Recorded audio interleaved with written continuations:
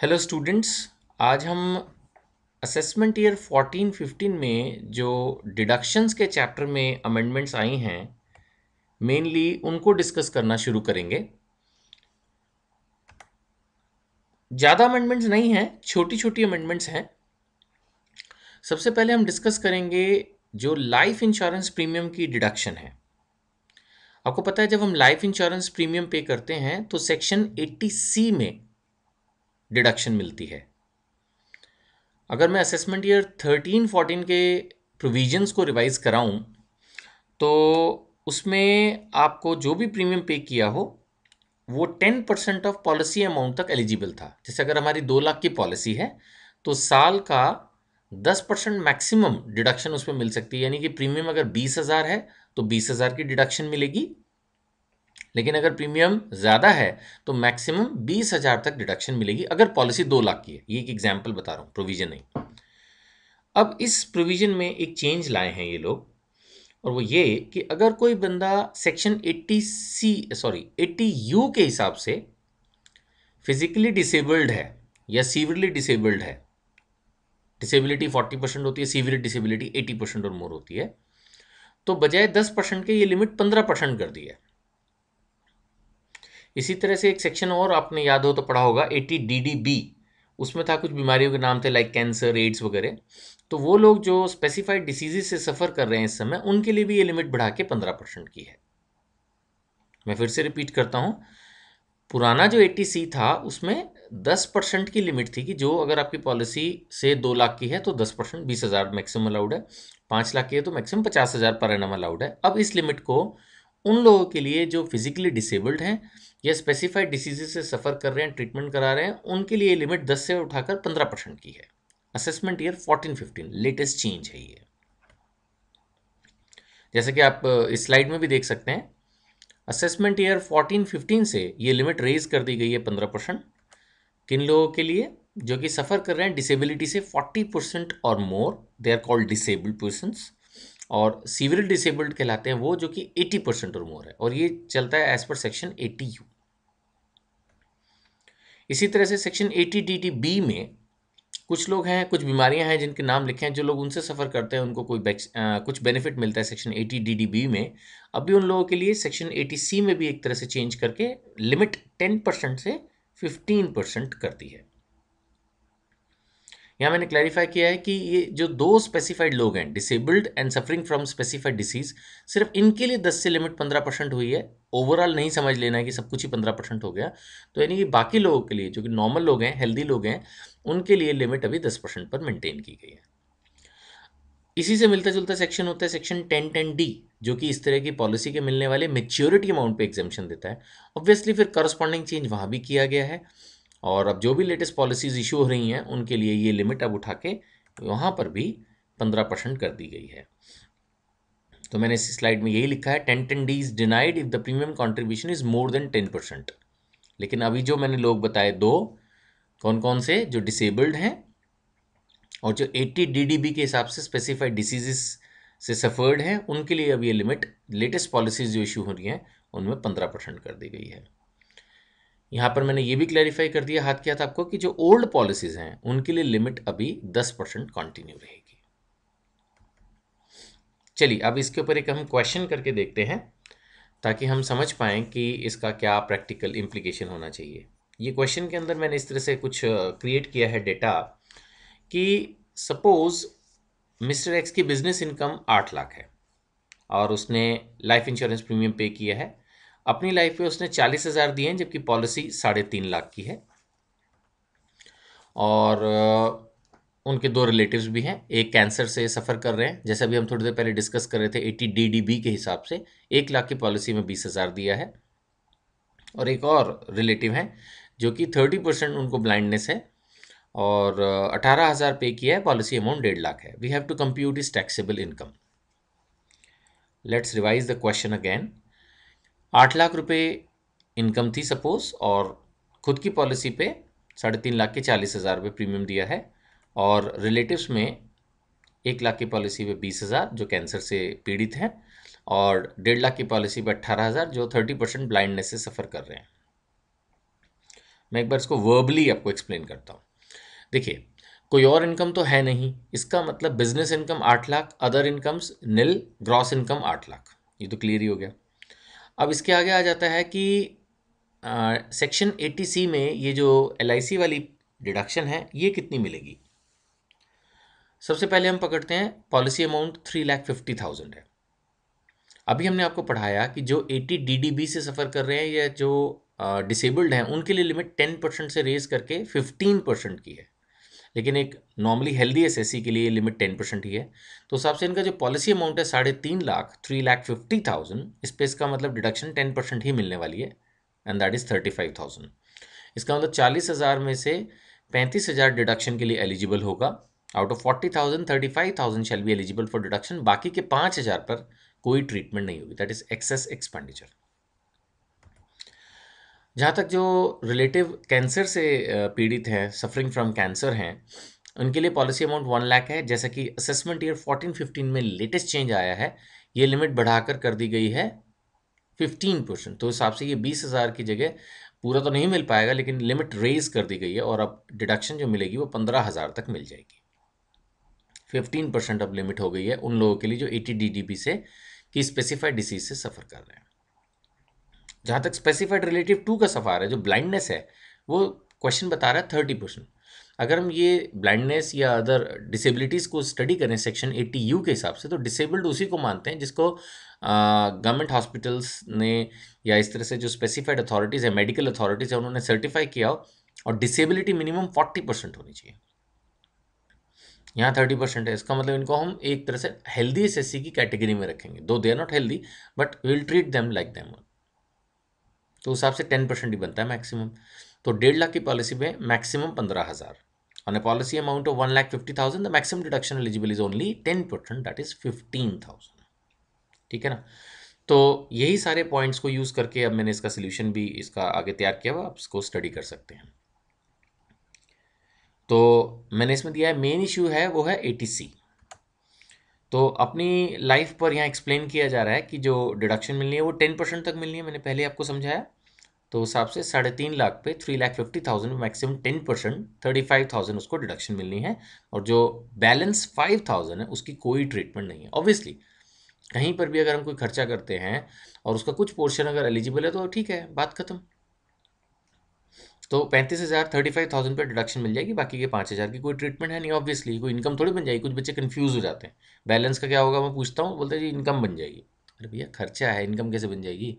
कुछ खर्चा डिडक्शन के लिए एलिजिबल है, बाकी का वेस्ट है, वेस्ट कह लो या of no use.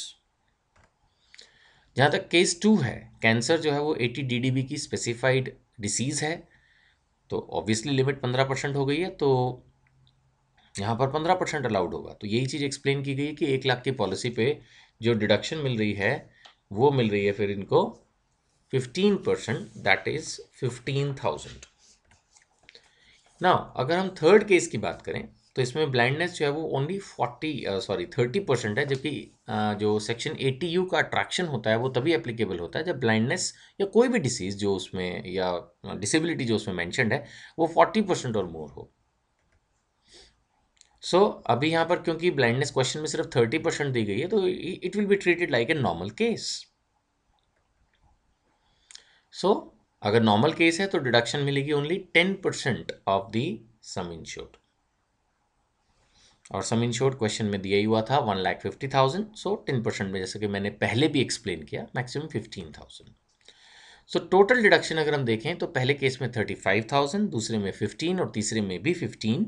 So the total is adding up to 65,000। I hope it is very much clear. So अभी इसकी मैं कंप्यूटेशन धीरे धीरे शो कर देता हूँ। आई होप आपने कर ही लिया होगा, नहीं तो इसको धीरे धीरे आप कर लीजिए। सबसे पहले लिखिए बिजनेस इनकम 8 लाख, उसके बाद income from other heads that's nil, so that means our gross total income is 8 lakhs। ध्यान से इसको लिख लीजिए एकदम क्लियरली, ये क्वेश्चन आपका एक तरह से अब सॉल्व हो रहा है। और सेक्शन 80C की जो डिडक्शन है दैट इज 65,000, एंड अकॉर्डिंगली जो हमारी टोटल इनकम बन रही है that is 7 lakh 35,000। Obviously section 80C की जो फिगर है 65,000, ये कैसे आई? वो वैसे आई जैसे मैंने पहले आपको कंप्यूट करके दिखाई। तो एग्जामिनेशन में जब आप आंसर सॉल्व करेंगे, तब आप इस क्वेश्चन को सॉल्व कर रहे हैं, जैसे सपोज यही क्वेश्चन आया, तो आप क्या करेंगे, सेक्शन 80C की फिगर को छोड़ देंगे और नीचे लिख देंगे रेफर वर्किंग नोट, और नीचे वर्किंग नोट के अंदर वो पूरी डिटेल्ड कंप्यूटेशन एक्सप्लेन करेंगे प्रोविजंस के साथ, और वहां से फिगर लाके लास्ट में वापस यहाँ पर आप रख देंगे। This is how you should show it in your examinations. चलिए आगे बढ़ते हैं। अब हम सेक्शन 80CC पर चलते हैं। सेक्शन 80CC स्मॉल इन्वेस्टर्स की बात करता है, जिसमें अगर आपने लिस्टेड शेयर्स में इन्वेस्टमेंट की हो तो जितना भी आपने अमाउंट इन्वेस्ट किया उस पर 50% डिडक्शन मिलती है। जैसे अगर आपने 30,000 लगाए हो तो 15,000, 40,000 लगाए हो तो 20,000, बट मैक्सिमम कैप था 25,000 का। यानी इनडायरेक्टली अगर इसको देखें तो मैक्सिमम कैप था इन्वेस्टमेंट का 50,000 का, यानी अगर आपने 50,000 की इन्वेस्टमेंट की है तो 50% मैक्सिमम 25,000 मिलेगा। क्योंकि अगर आप 50 से ऊपर करते हैं, से फॉर एग्जांपल आपने 60,000 की इन्वेस्टमेंट की, तो भी मैक्सिमम 25,000 ही मिलना है, क्योंकि 50% तो 30,000 हो जाता है। So this was the provision. मैं फिर से रिवाइज कर दूं। सेक्शन 80CC में एक रिटेल इन्वेस्टर के लिए ये डिडक्शन थी कि अगर आप लिस्टेड शेयर्स में इन्वेस्टमेंट करते हैं तो उस इन्वेस्टमेंट का 50% आपको इस सेक्शन में डिडक्शन मिल जाएगा, बट मैक्सिमम 25,000। ये जो मैं आपको पोजीशन बता रहा हूं, ये लास्ट ईयर असेसमेंट ईयर 13-14 तक थी। अमेंडमेंट होने के बाद असेसमेंट ईयर 14-15 में भी लिमिट में कोई चेंज नहीं किया गया है। तो चेंज क्या किया है? चेंज किया है अदर प्रोविजंस में। जैसे एलिजिबिलिटी थी वो असेसी जिसकी इनकम 10 लाख तक हो, उसको उठा के 12 लाख कर दिया है। पहले सिर्फ लिस्टेड शेयर्स अलाउड थे, अब लिस्टेड यूनिट्स को भी ऐड कर दिया है। पहले डिडक्शन सिर्फ 1 साल मिलती थी, अब 3 कंटिन्यूस ईयर्स को अलाउ किया है। ये 3 चेंजेस आए हैं। आइए धीरे धीरे इसको समझते हैं। अमेंडमेंट का जहां तक सवाल है, इनकम लिमिट जो असेसमेंट ईयर 13-14 में थी वो थी 10 लाख, जैसे मैंने बताया 10 lakh, now it is increase to 12 lakh. जो लिमिट पहले एलिजिबिलिटी की थी कि एलिजिबल एसएससी की इनकम कितनी होगी, यानी कि अगर हम लास्ट ईयर के हिसाब से चलें तो अगर किसी एसएससी की इनकम 11 लाख थी तो वो एलिजिबल नहीं था, इस साल से वो एलिजिबल है। लेकिन अगर 15 लाख पिछले साल थी तो ना वो पिछले साल एलिजिबल था ना इस साल एलिजिबल है।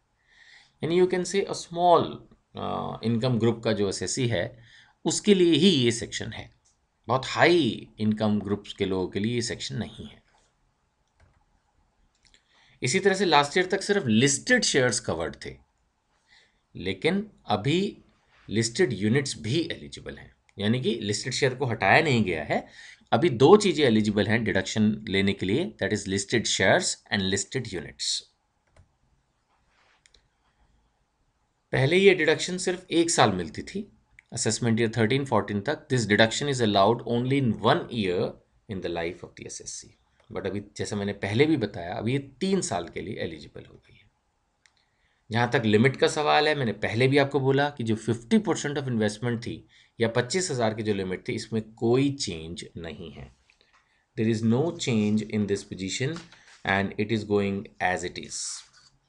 मैं एक बार लास्ट टाइम फिर से रिवाइज आपको कर दूं। सेक्शन 80CCG स्मॉल एसएससीज के लिए था, जैसा अभी हमने पढ़ा अभी कि जिनकी इनकम ग्रुप लास्ट ईयर तक 10 लाख और इस साल 12 लाख हो गई है, वहां तक मैक्सिमम ये लोग एलिजिबल थे और उनको लिस्टेड शेयर्स में इन्वेस्टमेंट करना था। अभी लिस्टेड यूनिट्स में भी अलाउ कर रहे हैं। पहले सिर्फ 1 साल मिलती थी, अभी 3 साल के लिए डिडक्शन मिल रही है। बट जितना भी अमाउंट आप पे करते हैं, जितना भी अमाउंट आप इन्वेस्ट करते हैं, उसका मैक्सिमम 50% या 25,000 का limit, which ever is less is your deduction. I hope it is easy. मैं यहाँ पर फिर से रिपीट करना चाहूँगा कि हर स्लाइड के मतलब हर पावर पॉइंट का ये जो मेरा लेक्चर्स है उनके एंड में मेरी ईमेल आईडी और फ़ोन नंबर्स दिए गए हैं। अगर आपको कोई भी डाउट है तो जितने भी मेरे पेड स्टूडेंट्स हैं वो डेफिनेटली मुझे कोई भी क्वेरी व्हाट्सएप पर या ईमेल पर भेज सकते हैं या फ़ोन भी कर सकते हैं, स्काइप सेशन के लिए भी रिक्वेस्ट कर सकते हैं। चलिए नेक्स्ट एक अमेंडमेंट की बात करते हैं, सेक्शन 80D। ये अमेंडमेंट काफ़ी हद तक थ्योरेटिकल नेचर की है, एग्जामिनेशन पॉइंट ऑफ व्यू से कोई बहुत रेलिवेंट नहीं है। एक स्टूडेंट को बेसिकली मैं तो कहूँगा सिंपल लैंग्वेज में रट्टा मारना है। वो ये कि CGHS central government health scheme में जो भी आप अमाउंट पे करते थे वो भी ओवरऑल 15,000 की जो बेसिक लिमिट है उसके अंदर एलिजिबल था। अब इन्होंने कह दिया कि जो सिमिलर स्कीम्स हैं नोटिफाइड बाय द गवर्नमेंट उस पर भी मिलेगी। तो कोई खास बात मतलब ऐसी नहीं है कि हम बहुत इस पर तवज्जो दें या सोचें कि कौन सी अमेंडमेंट आ गई टीडी में, वही है सेक्शन, कोई खास बात नहीं है। मेडिक्लेम प्रीमियम का जो आपने पढ़ा हुआ है 15,000 वही है, इसमें कोई खास नई अमेंडमेंट नहीं है। सिर्फ इतना है कि जो कंट्रीब्यूशन सीजीएचएस को था अभी सिमिलर स्कीम्स पर भी अलाउड किया गया है, कोई खास बात नहीं। हाँ, ये सेक्शन वेरी वेरी इंपॉर्टेंट आया है नया, 80EE नया है, इसलिए एग्जाम के अंदर इसके ऊपर क्वेश्चन बनता है, थ्योरी या practical. Interest on housing loan, देखिए ये उनके लिए है जिनके पास अभी तक कोई घर नहीं था, उन्होंने एक घर खरीदा है लोन लेके बैंक से बेसिकली, तो उनके लिए ये एक वन टाइम 1 लाख की एक्स्ट्रा डिडक्शन लाए हैं। जिन स्टूडेंट्स ने हाउस प्रॉपर्टी का चैप्टर ठीक से पढ़ा है वो ये जानते हैं कि 1.5 लाख तक तो सेल्फ ऑक्यूपाइड हाउस पर वैसे ही डिडक्शन मिलती थी।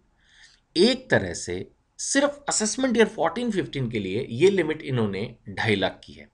कैसे की है वो भी समझिएगा, फिर मैं धीरे धीरे एक एक स्लाइड वाइज आपको पढ़ाऊंगा। 1.5 लाख तो 24 क्लॉज बी में जो सेल्फ ऑक्यूपाइड हाउस की आप ट्रीटमेंट सीख चुके हैं वहां तक अलाउड होगा ही। अगर 1.5 लाख तक ही है तो फिर सेक्शन की जरूरत नहीं है। लेकिन अगर आपकी जो interest on housing loan, interest on borrowed capital की फिगर अगर 1.5 लाख से ऊपर है, से 2 लाख है, तो 1.5 लाख वहाँ होगा, 50,000 यहाँ होगा। से 2,30,000 है तो 1.5 लाख वहाँ होगा, 80,000 यहाँ होगा।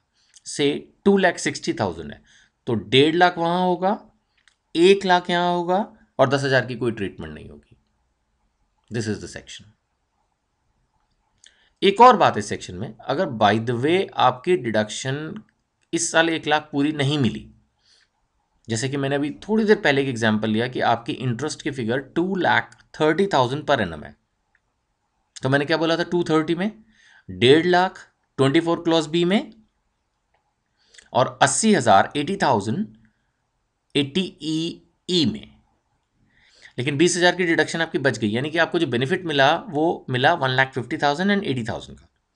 तो गवर्नमेंट बोलती चलो ठीक है, नेक्स्ट ईयर यानी कि फाइनेंशियल ईयर 14-15 में हम आपको बाकी के 20,000 की एडिशनल डिडक्शन इस सेक्शन में दे देंगे। यानी जो बेसिकली बात इस सेक्शन को पढ़ के समझ में आती है वो ये कि 80EE आपको 1 लाख रुपीज़ की डिडक्शन देना चाहता है once in your lifetime, basically in assessment year 14-15, but maximum it will go up to assessment year 15-16। That's it.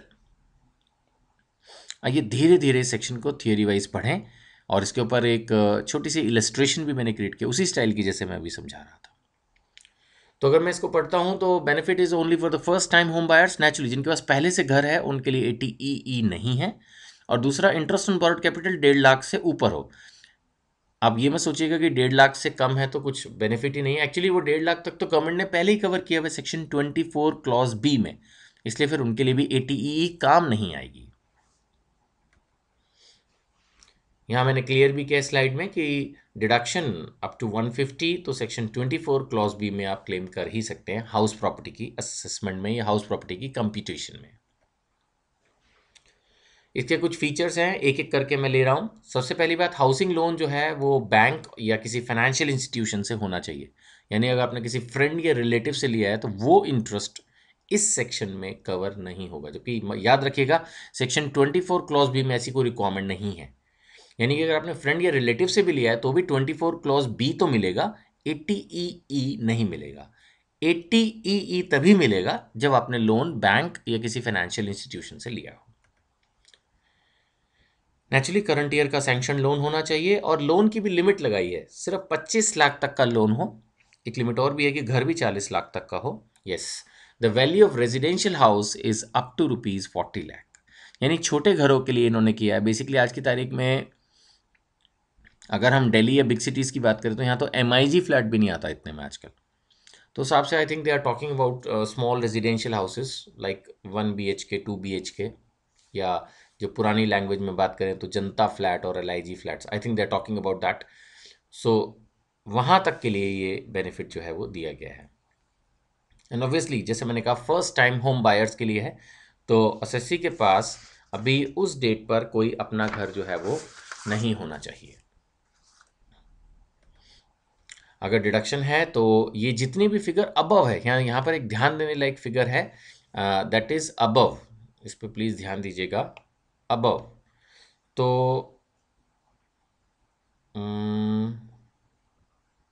हाँ, if the figure is above ₹1,50,000 और 1,00,000 विच एवर इज लेस, यानी कि maximum इस section में benefit मिलने वाला है 1,00,000 का, लेकिन 1,50,000 से अगर ऊपर है फिगर तो ही मिलेगा। ये हम बात कर चुके हैं क्योंकि 1,50,000 तक 24B में है। If the deduction claimed is less than 1,00,000 then balance can be claimed in the next financial year, but bracket में मैंने वर्ड दिया ओनली, मतलब ऐसा नहीं है कि सपोज अगर किसी की 1,50,000 से ऊपर है, से 1,70,000 है, तो 20,000 करके चलता जाएगा, या 1,80,000 है तो 30,000 करके 3 साल में और फिर 10,000 चौथे साल में, ऐसा नहीं है। 1,00,000 की डिडक्शन मिलनी है, अगर इस साल 1,00,000 से कम मिली है तो बाकी की नेक्स्ट ईयर मिल जाएगी, no problem, but maximum next year, यानी कि एक तरह से इन एनी केस 1,00,000 का कैप है और दूसरी कैप है 2 ईयर्स की, मैक्सिमम 2 साल ये बेनिफिट मिलना है, इस साल और अगले साल। अब मैंने कुछ एग्जाम्पल्स क्रिएट किए हैं आप लोगों को समझाने के लिए। वैसे मैंने शुरू में आपको एग्जाम्पल दे भी दिया था उस बारे में कि अगर हमारा इंटरेस्ट की जो फिगर है वो 2,90,000 है, तो 1,50,000 किस में मिलेगी? 24B में।